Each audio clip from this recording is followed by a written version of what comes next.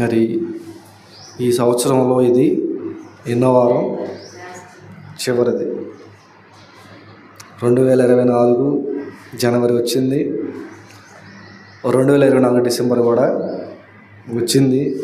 2 రోజులు అయితే అది కూడా పోతుంది.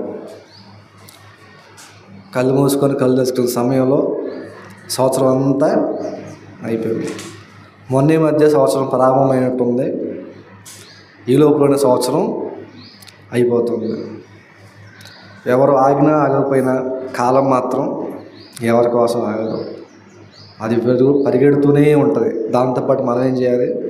మనం కూడా పరిగెడుతూ ఉండాలి. మొత్తానికి దేవుడు మరి 2024 జనవరి నెలలో మనందరినీ అప్పటి నుంచి ఇప్పటిదాకా కూడా మరి ఎటువంటి ఇబ్బంది వచ్చినా కూడా ఇంకా మనల్ని సజీవుల లెక్కలో ఉంచి దేవుడు ఈ చివరి వారాన్ని మమ్మల్ని నడిపించాడు.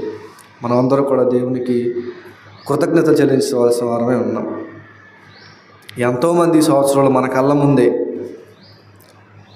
ఉండి ఉండి ఉండి ఉండి కనుమరుగైపోయిన చాలామంది ఉన్నారు. అంటే దేవుని ప్రణాళికలో మనం ఇంకా ఉన్నాం, అంతేనా? ఏ మనిషి అయినా కూడా భూమి మీద ఉన్నాడంటే ఖచ్చితంగా దేవుని పట్ల చేయాల్సిన కార్యం కానీ, దేవుడు ఇంకా ప్రేమ చూపుతున్నాడని అర్థం. ఇంకా చేయాల్సిన పనులు ఎన్నో ఉన్నాయని దాని అర్థం. మనల్ని భూమి మీద ఉంచడంటే ఎందుకు? ఆయన పట్ల మనం జరిగించాల్సినవి చాలా ఉన్నాయి. ఇంకా దేవుడు మనకు సమయాన్ని ఇస్తున్నాడంటే ఇగో మనం మార్చుకోవాల్సింది, మనం సరి చేసుకోవాల్సింది.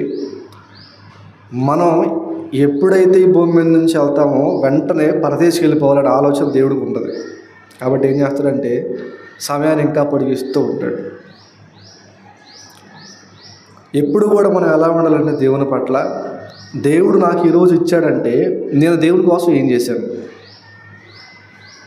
దేవుడు ఏం చెప్పాడు? నా ఆజ్ఞలన్నింటినీ కూడా పాటించండి. ఓవరాల్గా చెప్పాలంటే ఎటువంటి పాపం చేయకండి. ఈరోజు నేను ఏ పాపం చేయకుండా ఉన్నానా, దేవుణ్ణి మహిమపరిచానా అని ప్రతిరోజు మనం చూస్తూ ఉండాలి. దేవుడు లెక్క పెడతాడంట.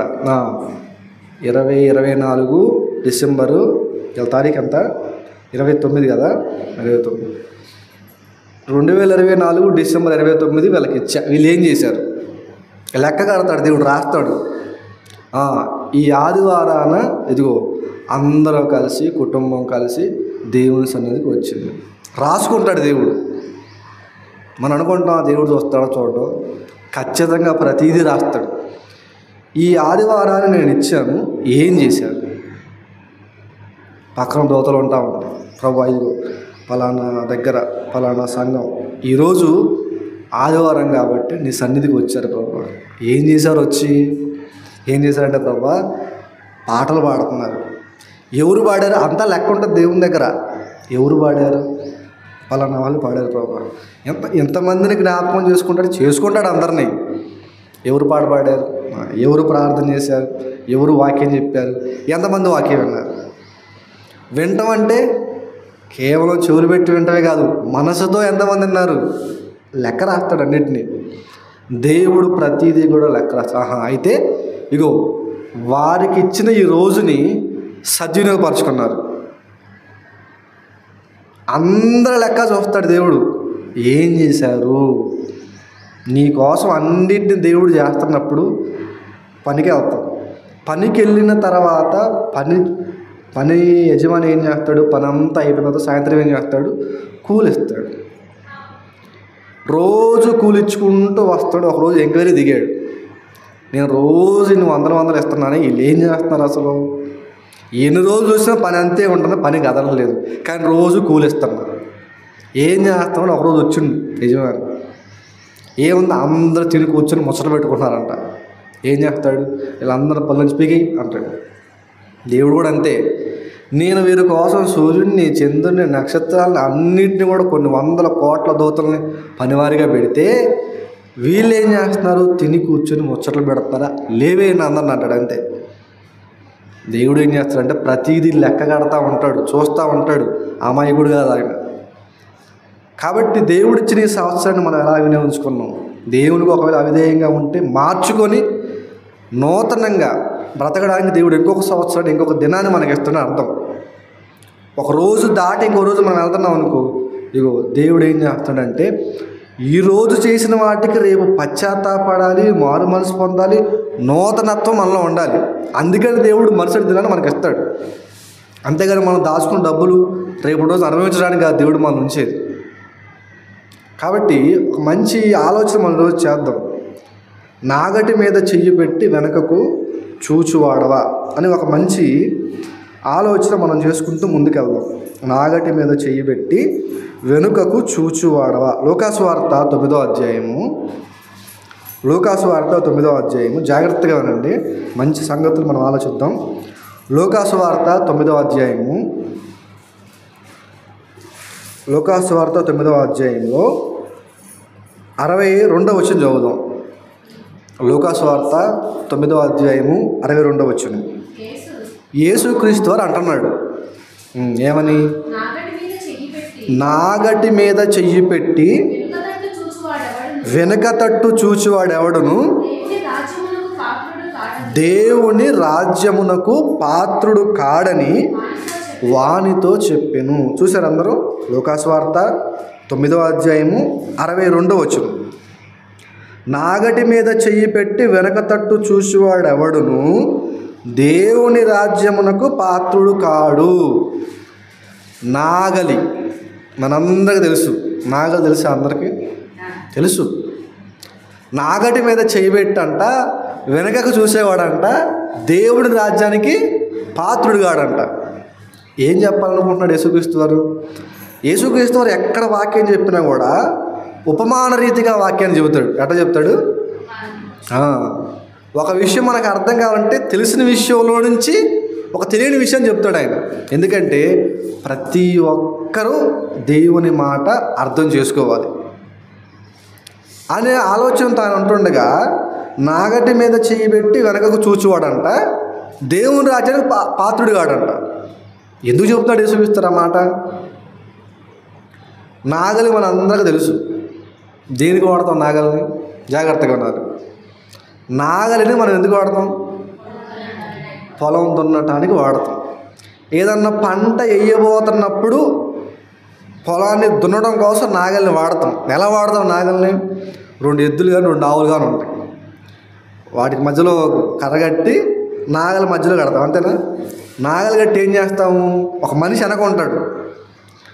ఆ జంతువుల ముందు తోలుకుంటూ పోతాడు. వెనక నాగలి ఏమవుద్ది? వెనక రావాలి. ఇలాగా ఏం చేస్తాడు? నాగల మీద చెయ్యి పెడతాడు. దేనికి పెడతాడు చెయ్యి? బరువు ఉండాలి. పైపైన పోకూడదు. భూమి లోపల నుంచి చీల్చుకుంటూ రావాలి. నాగటి మీద చెయ్యి పెట్టి దాన్ని ఒత్తుకుంటూ గట్టిగా నొక్కుతూ బలంతో ముందుకు వెళ్తా ఉంటాడు. ఒక చేత్తో చూడండి, ఒక చేత్తో నొక్కుంటూ ఒక చేత్తో తోలుతూ ఉంటాడు. నాగటి మీద చెయ్యి పెట్టి మా ఎద్దులు కానీ ముందుకు తోలుతూ ఉంటాడు అనమాట. ఏమవుద్ది? భూమి దున్నబడతా ఉంటుంది. పొలాన్ని దున్నడం కోసం వాడతారు. కొన్ని సందర్భాల్లో ఎరువులు వేయడానికి కూడా వాడతారు. ఎరువులు వేసే ముందు ఇప్పుడు చూడండి నారుమడులు పోస్తూ ఉంటారు. ఈ నారుమడి పోసేటప్పుడు ఒక లైన్ క్రమబద్ధంగా వెళ్ళాలి. లైన్ అటావు ఇటావు ఒక వరుసలో పోతామంటే నాగలి ఒక వరుసలో రావాలి. ఈ దున్నేవాడు జాగ్రత్తగా చూసుకోవాలి. ఎద్దులు కట్టి ఆ సాల్లో పక్కన పెట్టి అట్లో పెట్టి దింపి ఈయన అటు ఇటు చూసుకుంటూ అటు ఇటు చూసుకుంటూ నడిపించాడు అనుకో, అవి అటుగాని తప్పినానికి ఏమవుద్ది? ఇవి వరుస మొత్తం లేచిపోతూ ఉంటుంది. పత్తి పంట వేస్తారు, పచ్చిని వేస్తూ ఉంటారు. ఒక లైన్ ప్రకారంగా వేస్తారు. ఎట్లా వేస్తారు ఈ లైన్ ప్రకారంగా? ఇగో సాలు దున్నుకుంటూ పోతారు. ముందు దున్నిన తర్వాత ఆ సాలు ఏం చేస్తారు? విత్తనాలు విత్తుకుంటూ పోతారు. విత్తనాలు విత్తిన తర్వాత అవి మొక్కలుగా ఎదుగుతున్నప్పుడు ఎరువులు వేస్తారు. పంటకి బాగా రావడం కోసం ఎరువు వేస్తూ ఉంటారు. ఒకసారి చూసాను అనమాట. అప్పుడంటే నాగలి పెట్టి దున్నేవాళ్ళు. ఇప్పుడు ఏమైపోయిందంటే ట్రాక్టర్లు వచ్చినాయి. ఒక లైన్ ప్రకారంగా వెళ్తున్నాడు. ఆ ట్రాక్టర్ టైర్ అటు ఉంది ఇటు ఉంది, మధ్యలో వెళ్తూ ఉన్నాడు అనమాట. ఇప్పుడు ఆ మొక్కకి దెబ్బ తగలకూడదు. ట్రాక్టర్ తోలేవాడు జాగ్రత్తగా తోలాలి. అటుగా ఇటుగా తిప్పిండా మొక్కలు మొత్తం పోతాయి. ఇప్పుడు ఎరువు రసాయనాలు వేయడానికి ఏం చేయాలి? జాగ్రత్తగా చూసుకుంటూ నిదానంగా బానించుకుంటూ వెళ్ళాలి. ట్రాక్టర్ తోలుకుంటూ అటు చూసేటానికి ఏమైపోద్ది? లేచిపోతాయి మొత్తం. నాగలి పెట్టి దున్నేవాడు కూడా జాగ్రత్తగా ముందుకే చూడాలంట, వెనక చూడకూడదు. వెనక్కి చూస్తే ఏమవుద్ది? ఎద్దులు దొక్కొచ్చు, ఈ నాగలి దున్నాల్సిన దగ్గర కాకుండా వేరే దగ్గర దున్నొచ్చు, మొత్తానికి నష్టం రావచ్చు. అంటే నాగటి మీద చెయ్యి పెట్టిన వాడు ముందుకే తప్ప వెనక్కి చూడకూడదు. ఎందుకని? పంట చేతికి రావాలంటే, ప్రతిఫలం రావాలంటే, నష్టపోకుండా ఉండాలంటే ఏం చేయాలి? నాగటి మీద చేయి పెట్టి జాగ్రత్తగా దాన్ని ముందుకెళ్ళాలి. ఇప్పుడు యేసుక్రీస్తు వారు అంటున్నాడు, ఒక్కసారి నువ్వు నాగలి పొలంలోకి దింపావా, దింపిన తర్వాత పని మొత్తం పూర్తయ్యేంతవరకు జాగ్రత్తగా ఉండాలి. మన ఎద్దులే కదా, మన ఆవులే కదా, వదిలేస్తే కదరదు. ఎటో కట్టు అటు ఇటు వాళ్ళు తిమ్మిరెక్కి అటు ఇటు దిగాయి అనుకో, మొత్తం ఆగమైపోద్ది. ఒక్కసారి నాగలి బట్టి నువ్వు దిగావా పొలంలోకి, జాగ్రత్తగా పని అయిపోయేంత వరకు ఆ నాగలి జాగ్రత్తగా ఉపయోగించాలి. వెనక చూడటానికి ఉండదేగా. అప్పట్లో నాగలి వాడేవాళ్ళు ఇప్పుడు ఏం చేస్తున్నారు? ట్రాక్టర్ల మీద దున్నుతున్నారు పొలాన్ని. నాగలితో చాలా కష్టపడుతూ ఉండేవాళ్ళు. ట్రాక్టర్ సరిగ్గా ఏమైంది, కొద్దిగా ఎక్కువ సులువైంది పని, కష్టపడే పని లేదు. ట్రాక్టర్ కనుక తగిలిచ్చి ఏం చేస్తాడు? దున్నుతా ఉంటాడు అన్నమాట. అది కూడా ఒక క్రమబద్ధంగా దున్నాలి. నువ్వు ఇడుదోలుకుంటే అడు చూస్తే ట్రాక్టర్ కింద పడవచ్చు, నువ్వే కింద పడవచ్చు, భూమి ఆగం కావచ్చు, పంటే నాశనం కావచ్చు. కాబట్టి నాగటి మీద చెయ్యి పెట్టి దున్నేటప్పుడు నువ్వు ముందే తప్ప దిక్కులు చూసుకుంటా మనసు ఎక్కడ పెట్టుకుంటూ ఏమవుద్ది? నాశనం అవుతుంది. ఇప్పుడు దేవుడు అంటున్నాడు, నాగటి మీద చెయ్యి పెట్టి వెనకకు చూసేవాడు. అలాంటి మనసు ఎవరికైతే ఉన్నారో ఒక పని పట్టుకొని ఆ పని కోసం ముందుకు వెళ్ళకుండా దిక్కులు చూసుకుంటాడు, చూసి పనిని మర్చిపోయి ఉంటారు చూశారు. వీళ్ళందరూ కూడా, ఇలాంటి మనసున్న వాళ్ళు కూడా దేవుని రాజ్యానికి పాత్రులు గారు. నాగటి మీద చేయబెట్టాడు, దబదబ చూస్తున్నాడు, దున్నుతున్నాడు, వెళ్ళిపోతున్నాడు, అంత ఇలా చేస్తున్నాడంటే ధ్యాస పెట్టి పని చేస్తున్నాడు అర్థం. నాగటి మీద చేయబెట్టి ఏడో ఆలోచిస్తున్నాడు, ఆ ఎద్దులు పోతూనే ఉన్నాయి, ఎక్కడో దున్నుతా ఉన్నాయి, ఏమైపోద్ది? మనసు అనేది స్థిరంగా లేనివాడు, పని అనేది సరిగ్గా చేయనివాడు. ఇలాంటి మనస్తత్వం ఎవరికైతే ఉందో వారు దేవుని రాజ్యానికి అర్హులు కారు అంటున్నాడు. ఒక పని పట్టుకున్న తర్వాత వెనక్కి చూడకూడదు. ఏ పని చెబుతున్నాడు? ఒక పని గురించి చెబుతున్నాడు, ఒక మనసు గురించి చెబుతున్నాడు, మనస్తత్వం గురించి చెబుతున్నాడు. ఏదైనా పని పూనుకుంటే ఆ పని ముందుకు వెళ్ళాలి తప్ప ఏదైనా పని చేస్తున్నాడు. పని మొదలుపెట్టి మధ్యలో ఆపేది ఏమంటారు చెప్పండి? మొదలుపెట్టిన పనులన్నీ మధ్యలో ఆపుతున్నాడు ఒక ఆయన, ఏమంటారు చెప్పండి? పని చేయటం చేతగాని వాడు అంటారు. అంతేనా? మొదలుపెట్టిన పనులన్నీ మధ్యలో ఆపేస్తున్నాడు, ఏమంటారు? ఇరుగు పొరుగు ఇరుగు పని పోతుంది, పని చేయడం చేత కదరా అంటారు. అందుకని ఎక్కడ నిలకడలేరు అంటూ ఉంటారు. దేవుడు కూడా అంటున్నాడు, పని మొదలు పెట్టా ముందుకే తప్ప నీ చూపు వెనక్కి ఉండకూడదు, పక్కకు ఉండకూడదు, ధ్యాస ఎక్కడో ఉండకూడదు. పని మొదలు పెట్టావు పూర్తిగా. ఏ పని గురించి మాట్లాడుతున్నా తెలుసా? 57వ వచనం చదువుదాం. అదే లూకాసు వార్త 9వ అధ్యాయం 57వ వచనం పైన చదువుకుంటూ వద్దాం. వారు మార్గమును వెలుచుండగా ఒకడు, నీవెక్కడికి వెళ్ళినను నీ వెంట వచ్చేదనని. యేసుక్రీస్తు దగ్గర ఒక ఆయన వచ్చాడు. ఎవరు వచ్చారు? ఒకడు వచ్చాడు. వచ్చి ప్రభువా ప్రభువా ప్రభువా ప్రభు అని దగ్గరకు వచ్చాడు. వచ్చి ఏమన్నాడు యేసుక్రీస్తు వారితో? నీవెక్కడికి వెళ్ళినను నీ వెంట వచ్చేదనని ఆయనతో చెబుతున్నాడు. అంటే ఈ వ్యక్తి ఏమంటున్నాడు? యేసుక్రీస్తు దగ్గర వచ్చి, ప్రభువా నువ్వు ఎక్కడికి వెళితే అక్కడికి వస్తాను నేను అంటే. ఆయన పని వదిలిపెట్టాడు. ఆయనకు కుటుంబం ఉంటే దాన్ని వదిలిపెట్టాలి. ఆయనకి ఏమన్నా చుట్టూతో బంధువులు ఉంటే వాళ్ళని వదిలిపెట్టాలి. అందరిని అంతా వదిలేసి, ఉన్నా లేకపోయినా మొత్తాన్ని వదిలేసి అన్నిటిని మర్చిపోయి ప్రభువా నువ్వు ఎక్కడికి వెళితే అక్కడికి వస్తా అంటున్నాడు. ఇప్పుడు ఎవరన్నా మనతో పాటు, ఇగో మీతో పాటు నేను చర్చికి వస్తా అంటే మీరేమంటారు చెప్పండి? రమ్మంటారు. ఇంకా మనమే రమ్మని పిలుస్తాం. ఎవరు? అమ్మా నీతో పాటు నేను కూడా సంఘానికి వస్తామ్మా, నువ్వు పొద్దున లెగుస్తున్నావు, మంచిగా రెడీ అవుతున్నావు, స్నానం చేస్తున్నావు, బైబిల్ పట్టుకుని పోతున్నావు దేవుని మందిరానికి, నేను చూసి నేను కూడా వస్తా అమ్మా అని ఎవరు అన్నారు అనుకో, ఏమంటాం? రామ్మని స్వాగతిస్తాం మనం. యేసుక్రీస్తు స్వార్థ పరిచయం చేస్తున్నాడు. స్వార్థ పరిచయం చేస్తున్న ఒకడు వచ్చి, ప్రభువా నువ్వు ఎక్కడికి వెళ్తే నేను అక్కడికి వస్తా ప్రభువా అన్నాడు. వెంటనే ఏమనాలి మనం? రానాయన అన్నాడు. కానీ యేసుక్రీస్తు ఏమన్నాడు తెలుసా? చూడండి ఏమంటున్నాడు. అందుకు యేసు,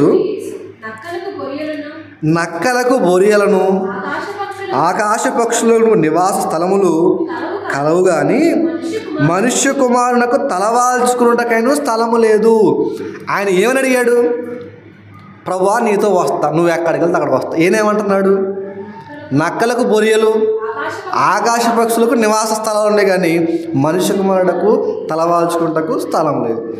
ఆయన అడిగిన దానికి ఏం చెప్పిన దానికి సంబంధం ఉందా? యేసుక్రీస్తు వారు మాటను కాదు మనసును చూస్తాడు. మనం ఏం చేస్తామంటే ఎవరైనా మనతో వచ్చి జాలిగా 2 మాటలు మాట్లాడామనుకో మొత్తం నమ్ముతాం. మనం 2 కన్నీరు బొట్టులు కాల్చారనుకో, అమ్మ వీళ్ళు అమాయకులేము, పాప ఏం తెలియని వాళ్ళేమో, అమాయకులేము, అన్యంపుణ్యం తెలియని వాళ్ళేమో అనుకుంటాం. మనం మనుషుల్ని అంచనా ఎలా వేయాలో ప్రభువుకు బాగా తెలుసు. మనసు ఎలా ఉంటుందో తెలుసు. మనందరూ ప్రభు నాకు బాగా భక్తి ఉంటే మనం నమ్ముతామేమో, నీ భక్తి ఎంతో నాకు తెలుసు అంటాడు ప్రభు. వచ్చి నువ్వు ఎక్కడికి వెళ్ళినా వస్తుందంటే అతని మనసులో ఉద్దేశం ఏంటో తెలుసా? ప్రభువు దగ్గర ఎప్పుడు కూడా బాగానే ఉంటుంది సరుకు. ఎక్కడికి పోయినా ఆహారం పంచి పెడుతున్నాడు, ఎక్కడికి పోయినా సూచక్రియలు చేస్తున్నాడు, ఎక్కడికి పోయినా స్వస్థత పరుస్తున్నాడు. మనకు కావాల్సిన చెప్పండి, ఆరోగ్యం బాగుండాలి, కడుపు నిండాలి, అంతే కదా. ఉన్నంతకాలం ఆరోగ్యం బాగుండాలి, ఉన్నంతకాలం కడుపు నిండా ఆహారం దొరకదు. ఎంత మించి ఏం కావాలి చెప్పండి మనకి? అవి యేసుక్రీస్తు దగ్గర దొరుకుతున్నాయి. ఎక్కడికి పోయినా వందల వేల మంది చుట్టూ చేరుతున్నారు, అందరికి ఆహారం పెడుతున్నాడు, వేల మందికి ఆహారం పెడుతున్నాడు. ఈరోజు మనం 100 మందికి పెట్టడానికే సందేహిస్తాం. మనకి 100 మంది అనుకుంటాం. అప్పట్లోనే 5,000 మందికి ఆహారం పెట్టాడంట. సుమారుగా 2,000 సంవత్సరాల క్రితం ప్రభువు 5,000 మందికి ఆహారం పెట్టాడు. పూర్తిగా తిని తృప్తి పొందిన తర్వాత ఉన్న ఆహారాన్ని బయటపడేశారంట. అన్ని వేల మందికి కూడా కొదువు లేకుండా ఆహారం పెట్టగల స్థాయి యేసుక్రీస్తు దగ్గరకు ఉంది. అమ్మో, యేసుక్రీస్తు ఎక్కడికి పోయినా కూడా అందరికీ అసలు ఆహారం పెడుతున్నాడు, ఎక్కడ పోయినా కూడా యేసుక్రీస్తు అందరికి అన్నీ ఇస్తున్నాడు, రోగాలు దయం చేస్తున్నాడు అని మొత్తం చూసి ఏం చేశాడంటే, ఈయన యేసు దగ్గర ఉంటే నాకు ఏ కొదువు ఉండదు అని ఆలోచనతో యేసుక్రీస్తు చేస్తున్న సేవలో పాలుబాకు చూడమని కాదు, యేసుక్రీస్తు సువార్త చేస్తాను నేను కూడా సువార్త చేస్తున్నామని కాదు, యేసుక్రీస్తు అనేకులు దేవుని వైపు తిప్పుతున్నాడు నేను కూడా వెళ్ళి తిప్పుతామని కాదు, ఆయన దగ్గర లాభం వస్తుందని బయలుదేరాడు. మొత్తంగా ఆయన దగ్గర లాభం వస్తుంది అని ఆలోచించి స్వార్థంగా అడుగుతున్నాడు. ప్రభా నువ్వు ఎక్కడ పోతే అక్కడికి వస్తా.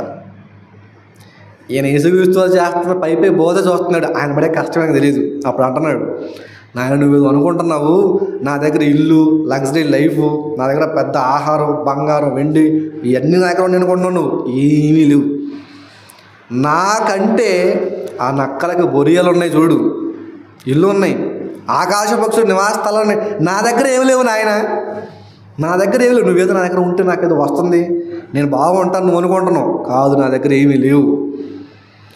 ఏమీ లేవు అనేసరికి మొత్తానికి ఏం చేశాడు? మనసు తెలుసుకున్నవాడు యేసుక్రీస్తు వారు వెంటనే మనసులో ఏమనుకుని ఆలోచిస్తాడో చెబుతాడు. ఆయన సమర స్త్రీ ఉంది, అమ్మా నేను నిత్య జీవజలాలు ఇస్తాను, వెళ్ళి నీ పెనిమిటిని పిలుచుకొని రా అన్నాడు. జీవజలాన్ని ఇస్తాను, వెళ్ళి నీ పెనిమిటిని పిలుచుకొని రా. అప్పుడు ఏమో తెలుసా? ప్రభువా నాకెక్కడున్నారు ఆ పెనిమిట్లు, నాకు భర్త ఎక్కడున్నాడు? ఆయన ఏమన్నా తెలుసా? నీకు 5 పెనిమిట్లు ఉన్నారు, 5 భర్తలు ఉన్నారు అన్నాడు. మొహాన్ని చూసి లోపల చరిత్ర ఏంటో చెబుతాడు యేసుక్రీస్తు వారు. నువ్వు ఎన్ని అబద్ధాలు నేను ఎన్ని అబద్ధాలు అంటే మొత్తం నిజాన్ని బయటకు తప్పేస్తాడు. అవును ప్రభు నిజమే అంది. ఈయన కూడా అడగగానే ఈయనేదో యేసుక్రీస్తు వారి మీద జాలి తెలుసు, లేకపోతే దానికి ఏదో ఉపకారం చేద్దామని కాదు, లాభం పొందుదామని. నాయన నువ్వు అనుకుంటున్న లాభం ఏది నా దగ్గర లేదు, కష్టపడాలి. ఏం చేశాడు? ఆలోచన చేశాడు, ప్రభువుతో వెళ్దామని ఆలోచన చేశాడు. కానీ ప్రభువు దగ్గర ఫెసిలిటీస్ లేవు, అనుకూలత లేవు, సదుపాయాలు లేవు, డ్రాప్ అయిపోయాడు. తర్వాత ఏం జరుగుతుంది? అనుకున్న దాని ఏమైపోయాడు? ఏమీ లేదు అనేసరికి వెనక తగ్గి ఉండాలి, అంతే కదా. యేసుక్రీస్తు చెబుతున్నాడంటే అది ఆశించి వస్తున్నాడు, అది లేదంటే ఏం చేస్తాడు? వెనకకు పోవాలి.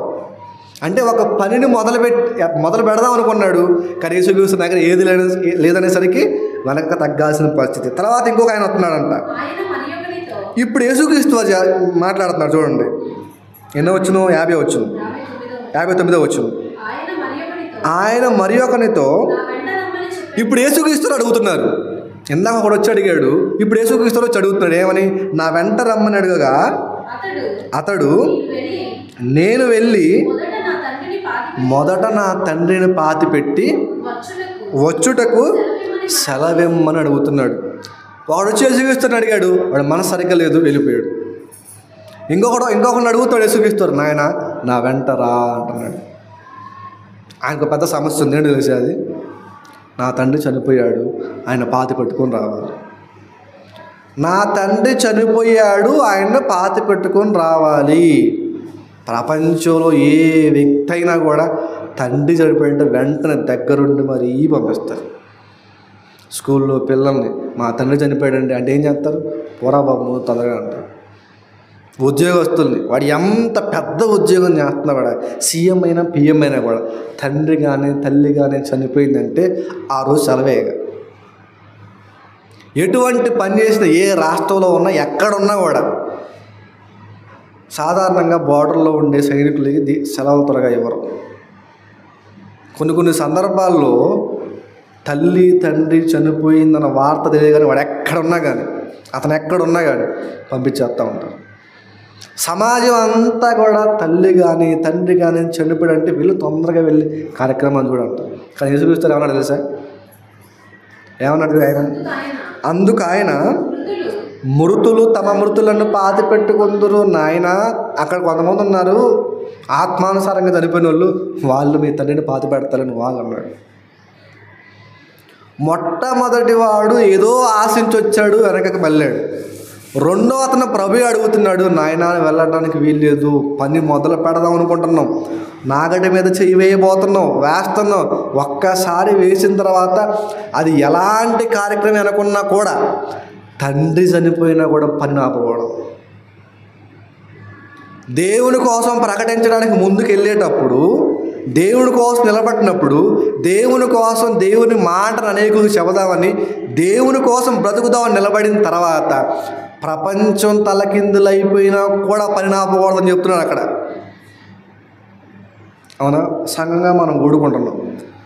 ఎవరు వచ్చినా రాకపోయినా మనం కనుక పనిని ఆపకుండా ముందుకు తీసుకెళ్తున్నాం అనుకో, ఖచ్చితంగా ఫలితాన్ని దేవుడు వస్తాడు.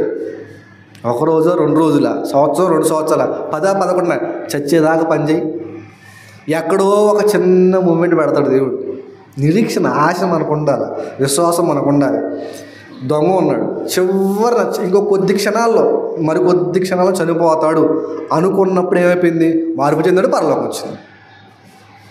మనం కూడా అంతే. నాగటి మీద చేయబెట్టిన తర్వాత నా తండ్రి చనిపోయాడు చూడండి, అప్పుడప్పుడు మనం చర్చికి రావటానికి సాకులు చెప్పి ఆగిపోతుంటాం. దేవుడు దాన్ని ఒప్పుకోడు, అస్సలు ఒప్పుకోడు దేవుడు.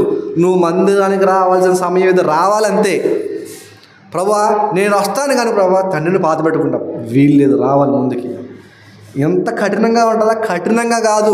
ఇది కనుక నువ్వు సాగులు చెప్పి వదిలిపెట్టావా, రేపు పొద్దున పరలోకానికి మిస్ అవుతావు, పరలోకానికి కోల్పోతావు. అది ఎంత కఠినంగా ఉంటుందో తెలుసా? ఆ కఠినత్వాన్ని భరించడం కన్నా ఇగో ఎలాగో చనిపోయాడు వాళ్ళు చూసుకుంటారు, నువ్వు వచ్చి ఒక్కసారి దేవుని కోసం నిలబడిన తర్వాత ఎన్ని ఆటంకాలు వచ్చినా కూడా నిలబడి తెరాలి అంతే. నాకు జ్వరం వచ్చింది, నాకు కాళ్ళ నొప్పి వచ్చింది, నాకు తలనొప్పి వచ్చింది, అయినా సరే నువ్వు నా సన్నిధిలో కనపడి. ఇప్పుడు అన్నీ బాగున్నప్పుడు అందరం వస్తాం, అన్నీ బాగున్నప్పుడు చిన్న చిన్న చిన్న చిన్న వాటికి మనం మానేసాం అనుకో, దేవుడు అంటాడు, నాయన నువ్వు వెనక్కి చూస్తున్నావు నాయన. ఇప్పుడు మనం బాప్తిసం తీసుకునేటప్పుడు అంటాం, ప్రతి వారం కూడా క్రమం తప్పుకొని దేవుని సన్నిధికి వెళ్ళాలి. అంతే కదా, బాప్తిసం తీసుకున్న కొత్తలో ఏమనుకుంటాం, ప్రతి వారం వెళ్ళాలి, ప్రతి వారం మంచిగా ఉండాలి, ప్రతిరోజు దేవునిలో గడపాలి. ఇలాంటి ఆలోచనతో, కమిట్మెంట్తో మనం ముందుకు వెళ్తూ ఉంటాం. ఇలా ఒక తీర్మానంతో ముందుకు వెళ్తున్నప్పుడు కొన్ని రోజులు పోయిన తర్వాత ఆరాధన మానేసి, ప్రభు కోసం బతకడం మానేసి, ప్రభు కోసం పాడటం మానేసి, ప్రభు కోసం ప్రార్థన చేయడం మానేసి, అన్నీ మానేసి ఎవరికి ఏమంటాడు తెలుసా? నువ్వు వెనక్కి చూస్తున్నావు నాయన. నువ్వు దేవుల్లో ముందుకు వెళ్దాం అనుకుంటున్నావు, నువ్వు ఏం చేస్తున్నావు తెలుసా? వెనక్కి చూస్తున్నావు. ఏమైపోద్ది? పంట నాశనం అయిపోద్ది, ఇక్కడ జీవితం నాశనం అయిపోద్ది. ఒకసారి దేవుని కోసం నిలబడ్డ తర్వాత మరలా వెనక్కి చూసేవాడు నా రాజ్యానికి పాత్రుడు కాడు, పరలోక రాజ్యానికి పాత్రుడు కాడు. నిలబడ్డావా? నిలబడి తెరాలి అంతే. ఏవైనా కానీ ఏమైనా రానిపోతే ఎవరు వచ్చినా రాకపోయినా నేను వెళ్తాను, నేను ప్రభు సన్నిధిలో ఉంటాను, నేను ప్రార్థన చేస్తాను, ఎవరు విన్నా వెనకపోతే నేను ప్రకటిస్తా. ఇలాంటి తీర్మానంతో, ఇలాంటి వాగ్దానంతో, ఇలాంటి కమిట్మెంట్తో నువ్వు ఉండు. నిన్ను బట్టి దేవుడు అనేకులను ఆశీర్వదిస్తాడు. నా తండ్రిని బాధ పెట్టుకుని వస్తావు, కుదరదు, ఆగు. ఇక్కడ నువ్వు పోయావా అక్కడ నీకు పరలోకం మిస్ అయిపోద్ది. ఒకరోజుకే పోవచ్చేమో, ఆ ఒక్కరోజు నువ్వు ఏడో దాటి పోవచ్చేమో, ఏమైపోద్ది? పరలోకం కోల్పోతావు. వీల్లేదు. నాగటి మీద పెట్టావు చెయ్యి, వెనక్కి చూడటానికి వీల్లేదు. తర్వాత ఇంకొక ఆయన అడుగుతున్నాడు, 61 మరి ఒకడు ప్రభువా నీ వెంట వచ్చేదను గాని నా ఇంటనున్న వారి యొద్ద సెలవు తీసుకొని వచ్చుటకు మొదట నాకు సెలవు ఇమ్మని అడుగుతాడు. ప్రభువా నేను వస్తా, కానీ ఇంట్లో వాళ్ళకి చెప్పి వస్తా ప్రభువా. ఏమంటున్నాడు? ఇంట్లో మా అమ్మ ఉంది ప్రభువా, మా అమ్మకు ఒక మాట చెప్పి మా అమ్మ పనులన్నీ చెప్పిద్ది, అవన్నీ చేసి సమయం అంతా అయిపోతే చిన్న నీ దగ్గర వస్తా ప్రభు. మా నాన్న ఉంటాడు ప్రభు, ఆయన పనికి పోయాడు, ఆయన వచ్చిన తర్వాత ఆయన చెప్పొస్తా. వద్దాం అనుకుంటున్నావా? రా అంతే. చెడ్డ పని చేయడానికి తండ్రిని అడిగి తాగుతావు సిగరెట్? అలా తెలియకుండా గుట్టురట్టుగా తల్లికి తండ్రి తెలిసినట్టు చేస్తావు, తప్పుడు పనులు చెయ్యవు. కానీ మంచి పని వచ్చేసరికి అడిగి వస్తాను ప్రభా. కుదరదా నాయన, నువ్వు రావాలనుకుంటున్నావా? రావాలంతే. నువ్వు దేవుని కోసం నిలబడాలనుకుంటున్నా నిలబడాలి. ఇప్పుడు చేసేది గొప్ప కార్యం, మంచి కార్యం, పర్మిషన్ ఉంది కదా నీకు. నీ తల్లి తండ్రి నిజంగా నా యందు భయభక్తులు గలవారే అయితే నిరభ్యంతరంగా వెళ్ళని ముందుకు నిన్నే సాగనంపుతారు. వాళ్ళలో ఒకవేళ భక్తి లేకపోతే నిన్ను ఆటంకపరుస్తారు. వాళ్ళు ఆటంకపరిస్తే నువ్వు ఆగిపోతావా? అంతే కదా. వాళ్ళు సెలవు తీసుకొని వస్తా అంటే సెలవు ఇవ్వద్దు, రావా? సెలవు ఇచ్చినా ఇవ్వకపోయినా నువ్వు దేవుని కోసం నిలబడదాం అనుకున్నావు, నిలబడంతే. వాళ్ళు సెలవు ఇచ్చినా వేయకపోయినా దేవుని గురించి తెలిసిన వారైతే సెలవు ఇస్తారు, నువ్వు అడగాల్సిన అవసరం లేదు. తెలియని వారైతే ఆటంకపరుస్తారు, ఆగిపోయిన అవసరం లేదు, ముందుకెళ్ళిపోవాలంతే. ఇవన్నీ వీళ్ళ ముగ్గురిని ఆలోచించి ప్రభు అంటున్నాడు. ఒకడేవో నక్కలకు బొరియలు ఉన్నవి, ఆకాశ పక్షులకు నివాస స్థలాలు ఉన్నాయి నాకు చెబుతున్నాడంటే యేసుక్రీస్తు వాళ్ళ దగ్గర ఏదో చూశాడు. చూడండి, బంధువులు అనే వాళ్ళు ఎప్పుడు ఉంటారు తెలుసా? మన చుట్టూ మన దగ్గర అన్నీ ఉన్నప్పుడు అందరూ బంధువులే. నువ్వు నేను ఆయన బంధువు, నేను ఆయన చుట్టా, నేను ఆయన స్నేహితుడిని, అందరూ బంధువులే. నీ దగ్గర ఏమీ లేనప్పుడు నువ్వు ఇటు పక్క నుంచి నడుచుకుంటూ పోతున్నావు, నేను ఎవడో పట్టించుకోడు కూడా. నీ దగ్గర ఏమీ లేవు, నువ్వు ఒక స్థితికి పడిపోయావు, నీ వాడు కూడా నేను చూసి తలదిప్పుకొని పోతా ఉంటాడు. అదే నీ దగ్గర మూలగనే డబ్బు ఎక్కడెక్కడో ఉన్నాడు కూడా వచ్చేయమంటాడు, ఇగో నేను నీ బంధువు, నీ తాత ముత్తాతని బంధువు నేను అంటాడు. మన దగ్గర ఏదో ఉంటే అందరూ మళ్ళీ కావాలనుకునే వాళ్ళు, ప్రభువు దగ్గర కూడా ఏదో ఉంది అని మొత్తానికి వచ్చాడు ఒక ఆయన. నాయన మొనకున్నట్టు నా దగ్గర ఏమీ లేవు, నాశపడ్డాడు అనుకున్నాడు, ముందుకు వెళ్ళలేదు. రెండో అతను వచ్చాడు, ఇగో తమ మృతులను బాధ పెట్టుకుంటా నువ్వు రా అన్నాడు. దేవుని కోసం నిలబడతావు, నిలబడు. ఇక మూడో ఆయన వచ్చాడు, సెలవు అడుగుతున్నాడు. ఇంట్లో వీళ్ళు అమ్మ నాన్న అడుగు వస్తా, ఎవరిని అడగాల్సిన పని లేదు, వచ్చేయగలరు. ఎందుకు? నువ్వు చేస్తున్న దేవుని కార్యం. ఒక్కసారి దేవుని కోసం నిలబడిన తర్వాత చావో రేవో చేయడం అంతే. స్వతంత్రం వచ్చే సమయంలో గాంధీ తాత ఒక మాట అన్నమాట. గాంధీ తాత ఏమని తెలుసా? సాధించు లేదా మరణించు. స్వతంత్రం కోసం దిగావు ముందుకి, సాధించు లేకపోతే మరణించు, అంతే తప్ప వెనక మాత్రం దిగిరాము. ఒక దేశంలో ఒక స్వతంత్రం రావడానికి ఇంత పెద్ద మాట ఉపయోగిస్తే మరి పరలోకంలో స్థానం రావాలంటే ఏం చేయాలి? మరి అన్ననైనా, అక్కనైనా, తల్లినైనా, తండ్రినైనా, చెల్లినైనా, భార్యనైనా, భర్తనైనా, పిల్లలైనా దేహముతో సహా నాకంటే ఎక్కువగా ప్రేమించాడు నా ప్రేమకు పాత్రుడు కాడు, నాకు శిష్యుడు కానేరడు. నువ్వు దేవుని కోసం బ్రతికేటప్పుడు అందరినీ పక్కన పెట్టి దేవునికి స్థానం ఇవ్వాలి. ఎందుకు తెలుసా? అందరూ బాగుండాలంటే నువ్వు దేవుని దగ్గర ఉండాలి. నీ కుటుంబం బాగుండాలంటే, నీ వారు బాగుండాలంటే, నీ ఇంట్లో వారు అందరూ బాగుండాలంటే, నీ ఆత్మీయులు బాగుండాలంటే, నీ బంధువులు బాగుండాలంటే ఏం చేయాలి తెలుసా? నువ్వు దేవుని దగ్గర ఉండాలి. అప్పుడు నిన్ను బట్టి దేవుడు ఏం చేస్తాడు తెలుసా? అందరిని కాపాడతాడు. ఈ కిటుకు తెలియాలి మనకి. మనం ఏం చేస్తామంటే దేవుడిని వదిలేసి మన వాళ్ళ దగ్గర ఉంటాం. లోతు ఉన్నాడు, ఆ లోతుని బట్టి ఒక 10 మంది ఉన్నాడు సొదొమ గొమొర్రా పట్టణాన్ని కాపాడుతా అన్నాడు ప్రభు. లోతు దేవునిలో ఉంటే, ఒక 10 మంది నీతిమంతులు ఉంటే కాపాడుతా అన్నాడు. ఎవరో లేకపోతే ఏం చేస్తారు? మొత్తం నాశనం చేస్తారు. ఇలా నాగటి మీద చెయ్యి పెట్టి అప్పుడు కూడా దేవుడు అనుకున్నట్టుగా దేవుడి చేత ఒక వాగ్దానం తీసుకున్న తర్వాత మనం దేవుని దగ్గర ఒక తీర్మానం తీసుకున్న తర్వాత మనం అంట ఎప్పుడు కూడా వెనకకి తిరగకూడదు. యేసుక్రీస్తు బతికారు నిజంగా. ఫస్ట్ ఒక 12 మందిని ఏర్పరచుకున్నాడు. ఎంతమందిని? 12 మందిని ఏర్పరచుకున్నాడు. 12 మందిని ఏర్పరచుకున్నాడు. తర్వాత ఒక 70 మంది అయ్యారు. అమ్మయ్యా పెరిగారా అనుకున్నాడు. ఒక చోటకు వచ్చి కొన్ని మాటలు చెబుతున్నారు, దాన్ని జీర్ణించుకోలేక అందరూ పోయారు. 12 మంది మాత్రమే మిగిలారు. మరలా అరే ఇన్ని సంవత్సరాల నుంచి సేవ చేస్తున్నాను, ఇంతమంది నా దగ్గర లేరు, ఎంతోమంది వస్తారు అనుకున్నాను, ఎవరో రావట్లేదు. ఈ 12 మంది ఉన్నారు. ఆ 12 మంది కాస్త ఏమైనా గట్టిగా ఉన్నారు, ఎవరో లేరు. ఆ 12 మందిలో ఒకడు ఏం చేస్తున్నాడు? మనకు వెళ్ళిపోవడానికి సిద్ధం అయిపోయాడు. అరే ఏంది నా పక్కన ఎవరు లేరు, నేను చేయలేకపోతున్నాను, నా వల్ల కావట్లేదు, దేవుని కోసం పరలోకాల నుంచి భూలోకానికి వచ్చాను, వీళ్ళు ఎవరు నా పక్కన ఉండట్లేదు అని ఆగిపోయాడు. ఆయన ఒక్కడిగా ఉండి సేవ చేశాడు, ఒక్కడిగా ఉండి దేవుని మాటలు ప్రకటించాడు. ఈరోజు అనేకులు యేసుక్రీస్తుని పోలి బ్రతకాలి. ఒక్కడిగా ఉండి ముందుకు నిలబడ్డాడు. ఆ ఒక్కడిని దేవుడు ఏం చేశాడు తెలుసా? ఒంటరి వాడే 1000 మంది అగుననే దేవుని వాగ్దానాన్ని మర్చిపోకూడదు మనం. అది ఒంటరి వాడే, మనం ఒక్కలమే అవ్వచ్చు, కానీ దేవుని కోసం బతికితే నీ నుంచి దేవుడు అనేకుల్ని ఏర్పరుస్తాడు. నీ నుంచి దేవుడు ఏం చేస్తాడు తెలుసా? అనేకులు నిలబెట్టే ప్రయత్నం చేస్తాడు. అది దేవుని పట్ల మనకు ఉండాల్సిన నిరీక్షణ, విశ్వాసం. ఎప్పుడు కూడా భయపడాల్సిన అవసరం లేదు. దేవుల్లో ఉన్నా కదా, అందరూ ఇష్టానుసారాన్ని బతుకుతున్నాను, నేనేమో ఎట్లా బతుకుతున్నా, అందరికి ఇల్లు ఉన్నాయి, నాకు ఇల్లు లేదు. యేసుక్రీస్తు అందరికి ఇల్లు, నాకు ఇల్లు లేదు అని ఏమైనా నిరసపడ్డా? అందరు కంటిన్యూ నిద్రపోతున్నారు, ఆయన నిద్ర లేదు, ఏమైనా నిరసపడ్డా? అందరికి అన్నీ ఉన్నాయి, అక్క జిల్లా బంధుమిత్రులు అందరూ సరదాగా పండుగలు చేసుకుంటారు, నాకేమీ లేవు అని ఏమైనా వెనక తగ్గాడా? ఎవరు పట్టించుకో, నేను మాత్రం వెళ్తాను అంతే, నేను వెళ్ళిపోయాడు ముందుకి. అట్లా ఉండాలి వాగ్దానం అంటే, అట్లా ఉండాలి తీర్మానం అంటే. ఒక్కసారి మనం కమిట్మెంట్ ఇచ్చామా దేవునికి, అంతే ముందుకు వెళ్ళిపోతూ ఉండాలి. ఎవరు పట్టి లాగుతున్నాడు, లోకం ఎట్లా లాగుతుంది యేసుక్రీస్తుని? శరీరం మనవలి అనేక శోధనలు, ఆయన్ని అనేక వేదనలు శోధకుడు శోధిస్తా పట్టుకు లాగుతూ ఉన్నాడంట. వీళ్ళందరూ పడిపోయారు, నేను కూడా పడిపోతా అనుకున్నాడా అంటే మనకు నిత్యం వచ్చేది కాదు. ఇక్కడ నిలబడి ఏం చేశాడు? అనేకుడు నిలబెట్టాడు. యేసుక్రీస్తు నాగట మీద చెయ్యి పెట్టి ముందుకు అలా వెళ్ళిపోయాడు, కదిలిపోయాడు, అనేకులు ఆ మార్గంలో నిలబెట్టాడు. ఇంకొక ఆయన ఉన్నాడు దేమా అని. ఆయన ఏం చేస్తున్నాడు చూడండి, తిమోతి పత్రికలో 2వ తిమోతి పత్రికలో 3వ అధ్యాయము 2వ తిమోతి పత్రిక 3వ అధ్యాయంలో 10వ వచనం. 2వ తిమోతి పత్రిక 3వ అధ్యాయము 10వ వచనం, 196 కొత్త నిబంధనలో 3వ అధ్యాయం 10వ వచనం, 2వ తిమోతి పత్రిక. దేమా 4వ అధ్యాయం, క్షమించండి, 4వ అధ్యాయం 10వ వచనం. 2వ తిమోతి పత్రిక 4వ అధ్యాయం 10వ వచనం.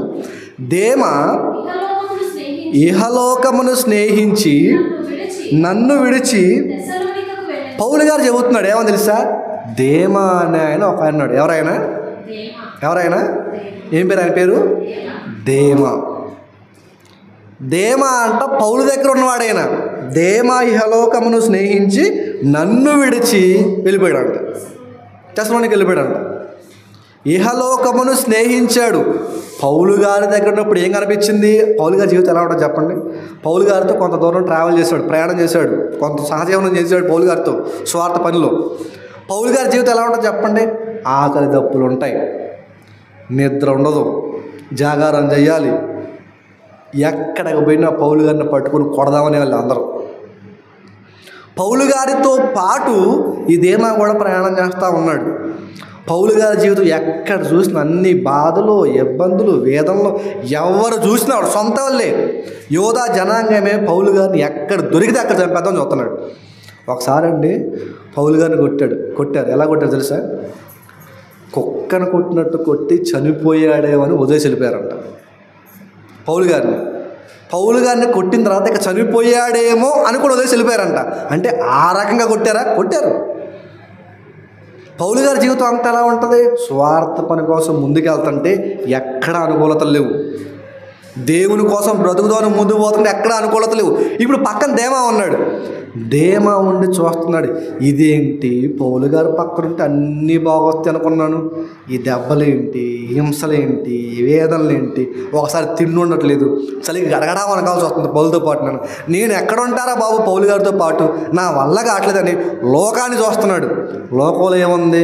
హాయిగా తిండి ఉంది, సుఖమైన నిద్ర ఉంది, సుఖభోగాలు ఉన్నాయి లోకంలో. పౌలు గారి పక్కన ఏమీ లేవు. ఆ లోకం చూసి లోకం ఏం చేస్తుంది తెలుసా? దేమని ఇటు రా అని పిలుస్తుంది. పౌలు దగ్గర ఏముంది? అంత బాధ ఉంది, కష్టం ఉంది, నష్టం ఉంది, వేదన ఉంది. అతను వారే అతను చేసేస్తున్నారు. నువ్వు ఎందుకుంటా పౌలు దగ్గరే ఇటు పక్కనే ఉంది తెలుసా? సుఖం ఉంది, సంతోషం ఉంది, భార్య ఉంది. ఆయన పెళ్లి పెట్టాక లేకుండా తిరుగుతున్న ఆయన ఇవి పెళ్లి చేసుకుంది. కానీ భార్య, పిల్లలు, సంసారం, జీవితం, సంతోషం, పండగలు, పబ్బాలు అన్నీ సమృద్ధిగా ఉన్నాయి లోకంలో. లోకం పిలుస్తూ ఉంది. పౌలు గారి దగ్గర ఏమీ లేవు, అన్నీ కష్టాలు, నష్టాలు. ఈ లోకం దేమాన్ని ప్రేరేపించింది. దేమా ఎందుకు వచ్చాడు పౌలు గారి దగ్గరికి? ఎందుకు తెలుసా? సువార్త పని చేద్దామని. నాగటి మీద చేయి పెట్టాడు, పని చేద్దామని ముందుకెళ్ళాడు. కానీ పౌలు గారి దగ్గర ఉన్న కష్టాలు, నష్టాలు, ఇరుకులు, ఇబ్బందులు, కన్నీళ్ళు ఇవన్నీ చూసి నా వల్ల కాదు బాబా వెళ్ళిపోయాడు. నా వల్ల కాదు వెనక తిరిగిపోయాడు. లోకం స్నేహించింది అంతే. ఏం చేశాడు? నాగటి మీద చేయి పెట్టి వెనక్కి చూశాడు. ఒక మాట ఉంటుంది సామెతల గ్రంథంలో 1వ అధ్యాయంలో, సామెతల గ్రంథము 1వ అధ్యాయం మంచి మాట భలే ఉండదు చూడండి. సామెతల గ్రంథము 1వ అధ్యాయంలో ఒక మంచి మాట భక్తుడు రాస్తాడు. 10వ వచనం. సామెతల గ్రంథము 1వ అధ్యాయం 10వ వచనం. నా కుమారుడా, చూడండి, పాపులు నిన్ను ప్రేరేపింపగా, ఏమన్నాడు? పాపులు నిన్ను ప్రేరేపింపగా నువ్వు ఒప్పొద్దు. లోకం మొత్తం దేవాన్ని ప్రేరేపిస్తుంది. రా రా రా. పౌల దగ్గర అంత బాధలే ఉన్నాయి. లోకంలో చూడు ఎంత సంతోషంగా ఉందో. నిజంగా దేవుని కోసం బ్రతికేవాడికండి కొన్ని ఇబ్బందులే ఉంటాయి. నీతిగా బతకాలి. మరి నీతిగా బతకడం అంటే కష్టం. ఎందుకు? అందరూ అవినీతిగా బతుకుతున్నప్పుడు వాళ్ళలో నువ్వు నీతి కలిగి బ్రతకాలంటే కొద్దిగా కష్టమే కదా. పాపులు నిన్ను ప్రేరేపింపగా ఒప్పకుము. దేవుళ్ళో ఉన్నప్పుడంట పాపులు ప్రేరేపిస్తారంట. మనం బయటికి వెళ్ళామనుకోండి, చుట్టుపక్కల ఉన్న వాళ్ళందరూ కూడా బూతులు మాట్లాడేవాళ్ళే. ఇప్పుడు నిన్ను లోపల కూడా ప్రేరేపిస్తూ ఉంటాడు, అపవాదం వచ్చి ప్రేరేపిస్తూ ఉంటాడు. ఏమో తెలుసా? అందరూ మాట్లాడతారు కదా, నువ్వు కూడా మాట్లాడు. పాపులు నిన్ను ప్రేరేపింపగా ఒప్పకము. అందరూ అన్యాయంగా దోసుకుంటున్నావు, నువ్వు కూడా దోసుకో. పాపులు నిన్ను ప్రేరేపింపగా ఒప్పకము. సోదకుడు వచ్చాడు, ఇగో నాకు మొక్కు, లోకం అంతా నాకు మొక్కి నాకు ఎంత ఉంది, నువ్వు కూడా మొక్కితే నాకు లోకం అంతా నీకు ఇస్తా. పాపి ప్రేరేపిస్తుంటే ప్రభు ఏమన్నాడు? పక్కకు పో అన్నాడు. అంతే. పాపులు నిన్ను ప్రేరేపింప. చూడండి, అప్పుడప్పుడు పెళ్ళిళ్ళకి, ఫంక్షన్లకి డీజేలు పెట్టి ఎగురుతూ ఉంటారు. దేవుని సన్నిధికి పోయేవాడు కూడా ఏం చేస్తాడు తెలుసా? వాడు ఎగురుతుంటే వీడేం చేస్తాడు? వీడు ఎగురుతాడు. ఏం చేస్తా? రా ఎగురుతావురా. వాడు పాపి నిన్ను ప్రేరేపిస్తున్నాడు. ఎంత చక్కగా రాశాడు చూడండి దేవుడు. పాపి ప్రేరేపిస్తున్నాడు, అల్లరితో కూడిన ఆటపాటలు చేస్తుంటే లోపల ఒక మాట గుర్తు రావాలి నీకు. పాపులు ప్రేరేపింపగా ఒప్పకూడదని చెప్పాడు దేవుడు. గుర్తు రావాలి అది లోపల. ఒకసారి ఒక సందర్భం జరిగింది, కొన్ని సంవత్సరాల క్రితం అనమాట. హైదరాబాద్లో ఉన్నా. ఒకడున్నాడు నా పక్కన, నాకు అన్నయ్య ఇద్దాడు అనమాట. వర్షకి బయట తీసుకెళ్తాడు బండి మీద బయట రాత్రిపూట తీసుకెళ్ళి ఒక దగ్గర ఆపాడు. నాకు అది ఎక్కడో తెలియదు అనమాట. ఆపిన తర్వాత మళ్ళా తీసుకెళ్తా ఉన్నాడు. ఇప్పుడు బండిలోంచి ఇంత పెద్ద బాటిల్ తీసిండు అనమాట. తీసి తమ్ముడు ఇదేంటి తెలుసారా అన్నాడు. తెలియదు అన్నాడు. మందురా తాగుదావురా అంటాడు. ఇంకొకసారి నా ముందు ఆ మాట అంటే ఆ బాటిల్ నెలకేసి బాత్తా, అవసరం నిన్ను కూడా బాత్తా అన్నాడు. ఆ రోజు నుంచి ఈ రోజు దాకా వాడు నా కంటికి తాగినట్టు కూడా కనపడ్డు. మానేసిండో తాగుతున్నో తెలియదు కానీ కనపడ్డు. పాపం ప్రేరేపిస్తుంది. ఏముంది ఆడికి సరదా అది. అదొక మర్యాద. చూడండి, కొన్ని ప్రాంతాల్లో ఇటు పక్కకు పోయామనుకోండి, ఇటు సైడ్ అంతా మర్యాద ఎలా ఉంటుంది తెలుసా? మొక్క చొక్క, మొక్క ఉండాలి, చొక్క ఉండాలి. ఈ మొక్కనే చొక్కనే తక్కువ చేసావా? ఏ మర్యాద చేసిందండి ఆయన. ఇంతే. నువ్వు ఏదన్నా పెట్టు, నువ్వు మటన్ పెట్టు, చికెన్ పెట్టు, ఇంకేదన్నా పెట్టు, ఏం పెట్టినా కానీ మొక్కతో పాటు చొక్క పక్కన పడలేదా? ఏం చేసినండి మర్యాద అయినా? నువ్వు ఎంత విందైనా పెట్టు, ఎంత ఆరోగ్యకరమైన భోజనం పెట్టు, ఎంత పెట్టినా కూడా చొక్క పడిపోతే ఏం మర్యాద? ఏం తెలుసా? మర్యాద తెలుసా అంటారు. మర్యాద అంటే ఏంటి? పోయటమా? కడుపు నిండా మత్తును పోయటమా? దేవుడు అంటున్నాడు అది కాదు.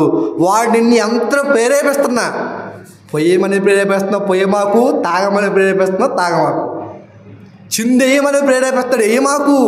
దేవుడు అంటున్నాడు లోకంలో ఉన్నలంతా దేంట్లో పడి దాంట్లో తిరుగుతూ ఉంటారు. ఎందుకు నీకు అవన్నీ? పాపులు వీళ్ళంతా ప్రేరేపిస్తున్నారు. పాపులు నిన్ను ప్రేరేపింపగా నువ్వు ఒప్పొద్దు చెబుతున్నాడు. పని చేయక ఆ పని. ఆ కింద మాట్లాడు చూడండి. అదే 1వ అధ్యాయంలో 15వ వచనం. 1వ అధ్యాయం 15వ వచనం. నా కుమారుడా,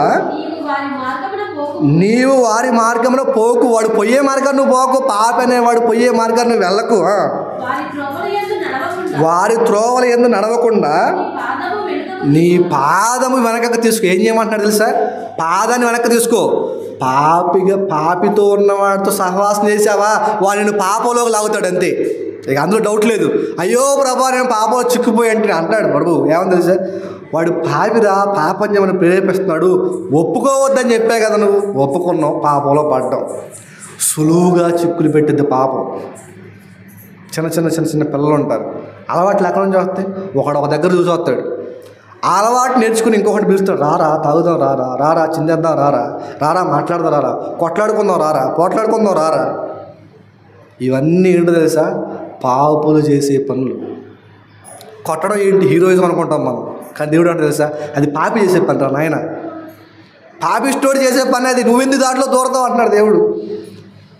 లోకం అంతా కూడా సుఖంగా సంతోషంగా బ్రతుకు, నువ్వెందుకు రా దేవుళ్ళు అట్టుంటున్నావు, ఇవన్నీ వదిలేసి. ఒక తమ్ముడు ఉన్నాడు నాకు తెలిసినవాడు, ప్రతిరోజు అంట హాస్టల్లో ఉండేవాడు అనమాట. నాకు ఒకరోజు చెప్తున్నాడు, హాస్టల్లో ఉంటున్నంట ప్రతిరోజు 9 తర్వాత అంట బయటికి వెళ్ళి హాస్టల్ పక్కన పొలం ఒకటి ఉంటే అక్కడికి వెళ్ళి ప్రార్థన చేసుకున్నాడు అంట, గంట సేపు చేసేవాడంట రాత్రిపూట. ఇప్పుడు వయసు ఎంతో తెలుసా, మహా అయితే 18, 19, 20 ఆ లోపల. ప్రతిరోజు రాత్రి చలైన వర్షమైనా ఏదైనా కూడా అనుకున్నాడు అలా నేను ప్రార్థన చేసుకోవాలి అంతే. చలి వచ్చి తినుకో స్వెటర్ వేసుకొని పోతున్నాడు, వర్షం వస్తే గొడుగు వేసుకొని పోతున్నాడు, అక్కడ పోయి ప్రార్థన చేస్తాను. అక్కడ ఎందుకంటే రూమ్లో ఎవరో ప్రార్థన చేసుకునేట్లేదు. ప్రతిరోజు ప్రార్థన చేస్తాను. ఒకరోజు ఫుల్ వర్షం పడుతుంది, అయినా సరే ప్రార్థన చేయడానికి పోతున్నాడు. రూమ్లో ఉండాలంటారంట. ఈ ఎందుకు అంత బాధ, ఆయికి మొత్తం కూర్చో, చక్కగా ఇంట్లో వంట చేస్తున్నావు, హాస్టల్లో చక్కగా మంచి పార్టీ చేస్తున్నావు, రారా అన్నా కూడా వదిలేసిపోతున్నాడంట. ప్రార్థన చేద్దామని హెచ్చించుకున్నాడు, నాగట మీద చేయబెట్టాడు. ఎంతమంది లాగుతున్నా కూడా వదిలేసిపోవాలంతే. దేవుడు చెప్పే మాట కూడా అదే. ఇక్కడ సుఖం ఉంది, సంతోషం ఉంది, పార్టీ ఉంది, పబ్బం ఉంది, అన్నీ ఉన్నాయి. కానీ దేవుని కోసం అనుకున్న తర్వాత వెనకకు చూడకుండా ముందుకెళ్ళిపోవాలి.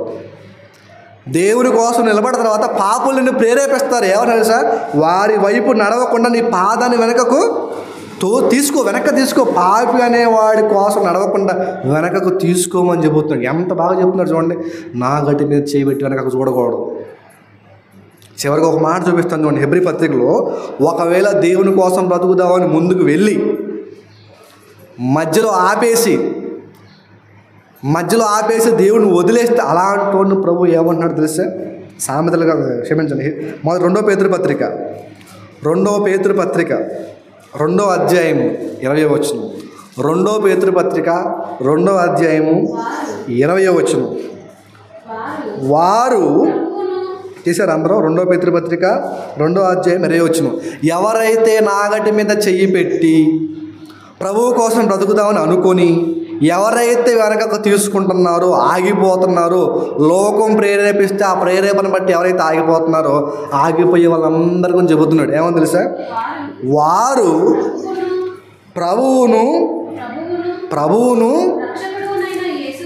ప్రభువును రక్షకుడునైన యేసుక్రీస్తు విషయమై అనుభవ జ్ఞానము చేత ఈ లోక మాలిన్యములను తప్పించుకున్న తర్వాత మరలా వాటిలో చెక్కబడి వాటి చేత జయింపబడిన ఎడల వారి కడవర స్థితి మొదటి స్థితి కంటే మరి చెడ్డదగును. ఏమంటాడు తెలుసా, ఒకడంట యేసుక్రీస్తు వారి విషయమే అనుభవ జ్ఞానం చేత, అంటే ప్రభు ఎవరో కాదు, నీ కొరకు నా కొరకు మన పాపాలను తీయడం కొరకు పుట్టిన లోక రక్షకుడు అని నమ్మి, అనుభవం చేత నమ్మి అనేకులు దేవుని వైపు త్రిప్పిన తర్వాత అంట కొంతమంది మరలా వెనకకు చూస్తారంట.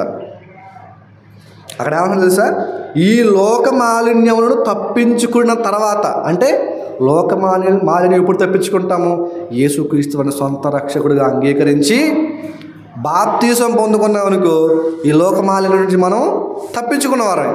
ఇలా తప్పించుకున్న తర్వాత మరలా నువ్వు వాటిలో చిక్కబడి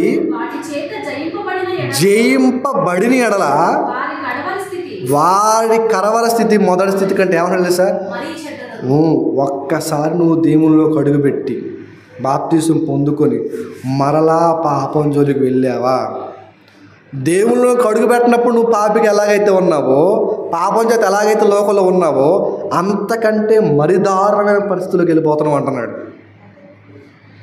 ఒక్కసారి కనుక దేవుని దగ్గరికి వెళ్ళి, ప్రభా నేను నమ్మానయ్యా, నువ్వే రక్షకుడు అయ్యా అని అనుభవం చేత తెలుసుకొని ప్రార్థన చేసి పాటలు పాడి వాక్యం చెప్పి అనేకులండి. ప్రార్థన చేసే వాళ్ళు పడిపోవడం కాదు, వాక్యం చెప్పేవాడు పడిపోవడం కాదు, పాటలు పాడేవాడు పడిపోవడం కాదు, అందరూ పడిపోయేవాళ్ళు. దావీదు అంత గొప్ప ఆయన ఒకసారి పడిపోయాడు. వాక్యం చెప్పేవాడు ఎప్పుడు నిలబడతాడు అనుకో, మాకు ఆయనకే పడిపోయే పరిస్థితులు వస్తాయి. బాగా పాటలు పాడుతుందంటే ఆమె పడిపోయే పరిస్థితులు వస్తాయి. బాగా ప్రార్థన చేస్తాడంటే ఆయన పడిపోయే పరిస్థితులు వస్తాయి. ఒక్కసారి దేవుణ్ణి తెలుసుకున్న తర్వాత మరలా కానీ నువ్వు తప్పు చేసి పడిపోయావా, దేవుణ్ణి తెలుసుకోలేప్పటికన్నా స్థితి కంటే, తెలుసుకోలేని స్థితి కంటే, తెలియక ముందున్న ఆ స్థితి కంటే ఈ స్థితి మరీ కఠినంగా దరిద్రంగా మారిపోతా అంటున్నాడు. తర్వాత ఏమంటున్నాడు చూడండి, వారు నీతి మార్గమును అనుభవపూర్వక, ఇదే నీతి ఇదే న్యాయం, ప్రభు ఇక్కడే రక్షకుడు ఉన్నాడు, ఈ మార్గంలో మనం నడవాలి అని అన్నీ తెలుసుకున్న తర్వాత తమకు అప్పగింపబడిన పరిశుద్ధమైన ఆజ్ఞ నుండి తొలగిపోవట కంటే ఆ మార్గమును అనుభవపూర్వకంగా తెలుసుకుని పోవటే మేలు.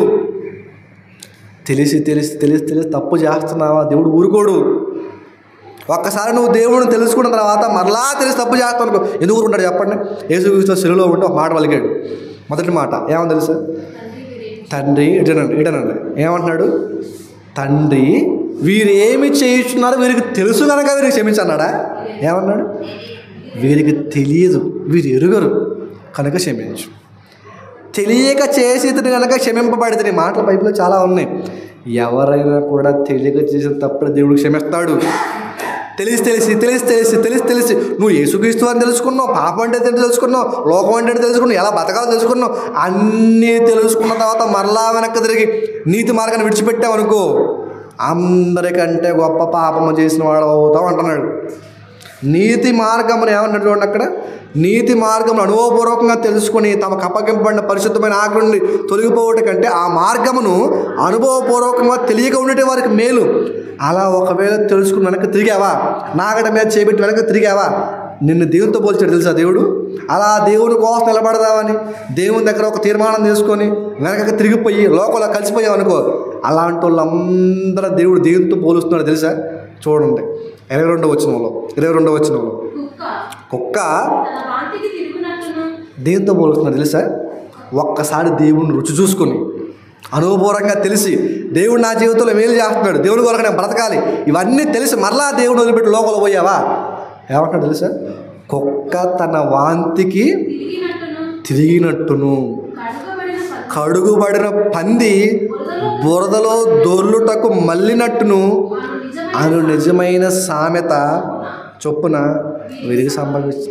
అలా నువ్వు తిరిగావా, కుక్క అంట వాంతి చేసుకుని మరలా ఏం చేస్తా తెలుసా, ఆ చేసిందని మరలా తింటదంట. కుక్కవరా నువ్వు అంటున్నాడు దేవుడు. దేవుడి గురించి తెలుసుకున్నావా? తెలుసుకున్నాం. బాప్తిసం తీసుకున్నాం. 2024 జనవరి 1 ఒక తీర్మానం తీసుకున్నాం, ప్రభువా నీ సన్నిధిలో కనపడతా, ప్రార్థన చేస్తా, వాక్యం చదువుతా, మంచిగా ఉంటా. తీసుకున్నావుగా.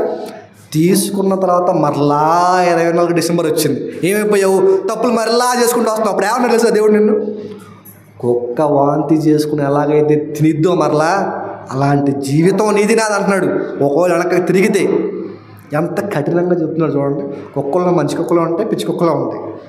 మంచి కుక్క విశ్వాసంతో ఉంటుంది, చెడ్డకుక్క పెంచు నుండి గరిచింది. చూడండి అప్పుడప్పుడు. మొన్న ఒక మంచి ఒక చిన్న వీడియో చూశారన్నమాట. ఆయన కుక్కే, అతను పెంచుకునే కుక్కే, ఎప్పుడు తీసిపోయే కుక్కే అంట. తీసిపోతా ఉన్నాడు. కాసేపు మీద బాగానే ఆడుకుంది, ఎక్కి మీద ఆడుకుంటాం అంది పెద్ద కుక్క. అది కూడా ఆడుకుంటుంది అనుకుంటాడు ఆయన కూడా. చూసి పట్టి కండపట్టి పీకింది అంతే. కుక్క బుద్ధి. మనుషులది కూడా అలాంటి బుద్ధి కలిగి ఉన్నవారు అంటున్నాడు.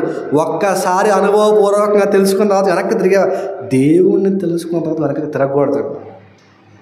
దేవుడిని తెలుసుకున్న తర్వాత ఆరాధనలో వెనక్కి తగ్గకూడదు, ప్రార్థనలో వెనక్కి తగ్గకూడదు, బ్రతుకులో అసలు కంటే తగ్గకూడదు. ఒక్కసారి నేను దేవుడిని నమ్మా అన్న తర్వాత నమ్మినట్టే జీవితం ఉండాలి తప్ప నమ్మనోడి జీవితం నీ జీవితం కంపేర్ చేస్తూ నువ్వు ఎక్కడో ఉండాలి. వాడి జీవితం మన జీవితం ఒక దగ్గరే ఉందనుకో, ఇక నువ్వేం నమ్మినట్టు నేను నమ్మినట్టు అంటున్నాడు ప్రభు. మరలా ఏమంటాడు తెలుసా? ఒక మంచి పందిని తీసుకొచ్చి, బురదలో ఉందని పందిని తీసుకొచ్చి దాన్ని శుభ్రంగా కడిగి దానికి తెల్లగా పౌడర్ రాసి ఫెరల్ లవ్లీ కొద్దిగా రాసి మంచిగా కాటక పెట్టి దానికి ఒక నెక్లెస్ వేసి తీసుకెళ్ళి సింహాసనం మీద కూర్చోబెడితే ఏం చేస్తుంది చెప్పండి? ఏం చేస్తుంది? అబ్బా ఇందులో బురదలో కంపు కొనలేకపోయా, బాగా స్నానం చేయించారు, మంచి పౌడర్ కొట్టారు, మంచి నెక్లెస్ వేశారు, మెడలో హాయిగా సింహాసనం ఇచ్చారు, ఫ్యాన్ కింద వేశారు, కూర్చుంటుందా? ఏం చేస్తుంది తెలుసా? మళ్ళీ పోయి బురద తిరిగెత్తి దేవుణ్ణి తెలుసుకుంటుంది. అంతే కదా, ఒకప్పుడు మనం ఎక్కడ ఉన్నాం? బురదలో, లోకంలో కలిసిపోయి పాపంలో కుట్టి మెట్లాడుతున్న మనల్ని యేసు రక్తం మనల్ని పైకి లేపింది, కడిగి సింహాసనం మీద కూర్చోబెట్టాడు. కూర్చోబెట్టిన తర్వాత మరలా పందిలాగా వదలబోతా ఉంటున్నావేంటి అంటున్నాడు దేవుడు. దేవుడు సహించుకోడు. ఒక్కసారి తెలుసుకున్నావు కదా, నేనేంటో తెలుసుకున్నావు కదా, తెలుసుకున్న తర్వాత తెలుసుకున్నట్టే బ్రతుకు. దేమా ఇహలోకమును స్నేహించాడు. ఒకప్పుడు లోకంలోనే ఉన్నాడు, పౌలు దగ్గరకు వచ్చాడు, వచ్చి మరలా ఉండలేక వెనక చూసి లోకం అంతా బాగుంది అని వెళ్ళిపోయాడు. ఏమన్నాడు ఇప్పుడు దేమాని? నువ్వు కుక్క లాంటి వాడవి, పంది లాంటి వాడవి. అటువంటి మనస్తత్వం నీకు కూడా ఉంది, అటువంటి మనసే నువ్వు కలిగి ఉన్నావు. నాగటి మీద చేయబెట్టు. ఎప్పుడైనా గుర్తుపెట్టుకోండి, ఒక్కసారి దేవుని కోసం ఒక మాట ఇచ్చా, నిలబడాలంతే. ప్రభా నేను నీ కోసం బ్రతుకుతాను, బ్రతకంతే. చావైతే ఏమన్నాడు? నా మట్టుకైతే బ్రతుకుంటే క్రీస్తే, చావైతే లాభం. స్వార్థ పడిపోవాల్సిన భారము నా మీద మోపబడి ఉంది. ఎంతమంది కొడుతున్నా తిడుతున్నా, ఏ ఊరు పోతున్నా అందరూ కొడుతున్నారండి. అమ్మో ఎక్కడ పోయినా స్వార్థ పడాలని కలిగి ఉంటే అందరూ చంపడానికి ప్రయత్నిస్తున్నారు, నాగిపోతున్నాడు. అయిపోలే. కుటుంబంలో ఎన్ని ఒడిదుడుకులు వచ్చినా కానీ ప్రభువుకి నేను మాట ఇచ్చా, నేను నిలబడతానండి, నిలబడాలంతే. సంవత్సరం అంతా గడిచిపోయింది, ఎన్నో తప్పులు చేసుకుంటా పోయి ఆయన దేవుడు మనకి ఈ దినాన్ని ఇచ్చాడు. అంటే నిలబడతావన్న నమ్మకం. ఈ 2024 ఎన్నో తప్పులు చేసుకుంటా వచ్చు, అయినా సరే ప్రభు అన్నిటిని వదిలిపెట్టి ఆయన పోనీలేరా చేతి చేసావు కానీ కొత్త సంవత్సరాన్ని వేస్తున్నా పోనీకు. కొత్తగా బ్రతకాలి, నూతన హృదయంతో బ్రతకాలి. నాగటి మీద చేయబెట్టావు బాప్టిజం తీసుకున్న రోజే వెనకకు చూడొద్దు. వెనకకు చూస్తే పొలం మొత్తం నాశనం అయిపోద్ది, నష్టం వచ్చిద్ది. నష్టం వస్తే ఏం చేస్తాం? చావే గత అంటావేగా. అలాంటి స్థితి ఉండకూడదంటే నాగటి మీద చేయబెట్టు, ముందుకు వెళ్ళిపోవాలి. ఎలా వెళ్ళిపోవాలి? యేసుక్రీస్తు వారి వల్ల వెళ్ళిపోవాలి. పాపులను ప్రేరేపిస్తూ ఉంటారు, లోకాలను డిస్టర్బ్ చేస్తూ ఉంటారు. మాకు కదలకుండా స్థిరంగా నిలబడు, ప్రభువు నీకు జీవ కిరీటాన్ని ఇస్తాడు. ఇవ్వబడుతున్నాయి. ఈ పాత సంవత్సరం గతించిపోతున్న కొత్త సంవత్సరంలో కొత్తగా అడుగు పెడుతున్నావు. కొత్త సంవత్సరాన్ని దేవుడు నీకు ఇచ్చాడంటే లెక్క చెప్పాల్సిన బాధ్యత మనకు ఉంది. కాబట్టి ప్రియమైన దేవుని వాళ్ళారా, నాగటి మీద చెయ్యి పెట్టి ఎన్నోసార్లు వెనక చూస్తున్నా ప్రభు వదిలేస్తున్నాడు. అలా మనం ఉండకుండా పాపులు ఎంతగా మనల్ని ఎన్ని రకాలుగా ప్రేరేపిస్తున్నా అన్నిటిని పక్కన పెట్టి ప్రభు నీకోసం నేను బ్రతుకుతాను, వాళ్ళు ఎలాగైనా ఉండరు, నేను మాత్రం నీలో ఉంటా. ఎవరిని ఆరాధించకపోయినా మీరు ఎవరిని సేవించుకొని పోండి, నేను నా ఇంటి వారు మాత్రం యెహోవానే సేవించదము అన్నాడు. అలానే ఉండాలి మనం కూడా. ఒక్కసారి అనుకున్నావా ముందుగా అంతే, వెనక తగ్గేది లేదు అన్నట్టు దేవుని విషయంలో ఉండాలి మనం అలాగా. కాబట్టి ఈ మాటలన్నీ దేవుడు మన జీవితాల్లో నూరంతలుగా ఫలించాలని కోరుకుంటూ